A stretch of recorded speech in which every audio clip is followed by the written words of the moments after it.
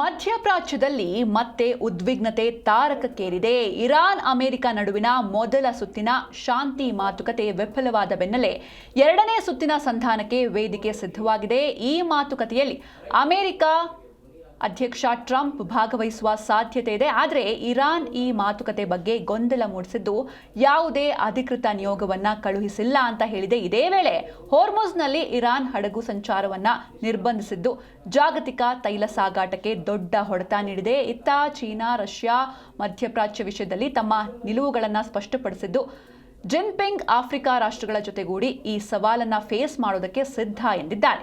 ಮತ್ತೊಂದು ಕಡೆ ಅಮೆರಿಕ ವಶಪಡಿಸಿಕೊಂಡ ಚೀನಾದ ಹಡಗು ವಿಚಾರವನ್ನ ಬೀಜಿಂಗ್ ತಳ್ಳಿ ಹಾಕಿದೆ.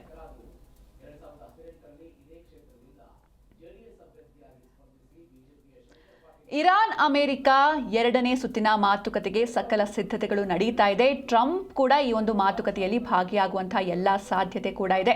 ಹಾಗೆ ಹೋರ್ಮುಜ್ ಜಲಸಂಧಿಯಲ್ಲಿ ಹಡಗುಗಳ ಪ್ರವೇಶವನ್ನ ಕಂಪ್ಲೀಟ್ ಆಗಿ ನಿರ್ಬಂಧಿಸಲಾಗಿದೆ.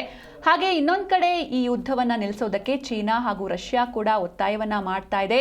ಇರಾನ್ಗೆ ಚೀನಾದ ಸಪೋರ್ಟ್ ಇದೆ ಅಂತ ಅಮೆರಿಕ ಕೂಡ ಹೇಳಿದೆ. ಹಾಗೆ ಮತ್ತೆ ನಾಳೆಗೆ ಈ ಒಂದು ಸೀಸ್ ಫೈರ್ ಗಡುವು ಏನಿತ್ತು ಅದು ಕೂಡ ಮುಗಿಯುತ್ತೆ. ನಾಳೆಯಿಂದ ಏನಾಗುತ್ತೆ ಅಂತ ಇಡೀ ವಿಶ್ವವೇ ಕಾದು ಕುಳಿತಿದೆ.